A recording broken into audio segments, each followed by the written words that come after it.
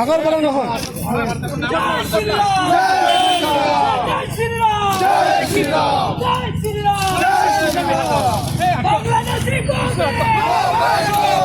উঠাই দিয়া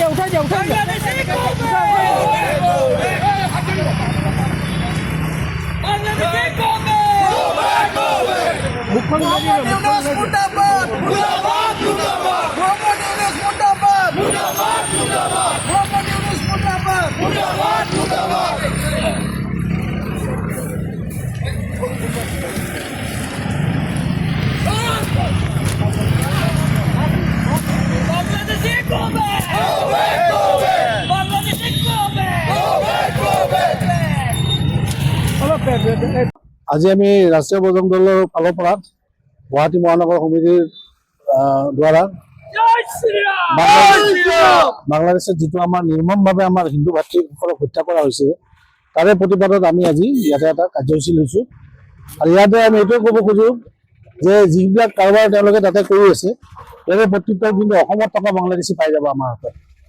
আৰু আমি এই সম্বন্ধত আমি আমাৰ মাননীয় মুখ্যমন্ত্ৰী ডাঙৰীয়াক ধন্যবাদ দিছোঁ। তেখেতে যথেষ্ট কৰিছে আৰু তেখেতৰ এই প্ৰচেষ্টাত আমিও শলাগ লৈছোঁ আৰু আমি তেওঁলোকৰ সদায় আমি সহযোগ কৰিম। আৰু এই ক্ষেত্ৰত আমি বাংলাদেশীক ইয়াতে চিনাক্তকৰণ কৰি পালেই তাৰমানে সিহঁতৰ অৱস্থা একেই হ'ব যি তেওঁলোকে কৰি আছে তাতে। আৰু আমি আমাৰ মাননীয় শ্ৰী নৰেন্দ্ৰ মোদীজীক আমি ক'ব খোজোঁ যে অতি সোনকালে বাংলাদেশত আমাৰ সৈনিক পঠাই বা যেনেকৈ কৰে তেওঁলোকে সদায় আমাৰ হিন্দুৰ সুৰক্ষা নিশ্চিত কৰিব লাগে। কাৰণ বাৰে বাৰে এইটো হৈ আছে, তেওঁলোকৰ নিজৰ আন্তৰিক নিজৰ ঘটনা দেশৰ ঘটনা লৈ বাৰে বাৰে হিন্দুৰ ওপৰত আক্ৰমণ চলাই আছে। এইটো মানি লোৱা নহ'ব। আৰু এতিয়ালৈকে বদমাছ মানুহ এজন দেশৰ মুৰব্বী হিচাপে বহি লৈছে।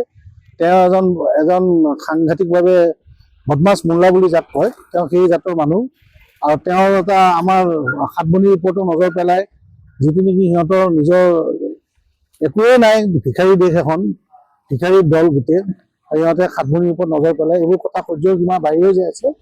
গতিকে এই মোল্লা ইউনুছক কেনেকৈ একাউণ্টেবল কৰিব লাগে তেওঁক মানে ইণ্টাৰনেশ্যনেল কোৰ্ট অফ জাষ্টিছত আনিব লাগে ধৰি, আৰু তেওঁ এগেইনষ্টে মোকদ্দমা হ'ব লাগে ৰাষ্ট্ৰসংঘত তেওঁ যিটো কাৰবাৰ কৰি আছে।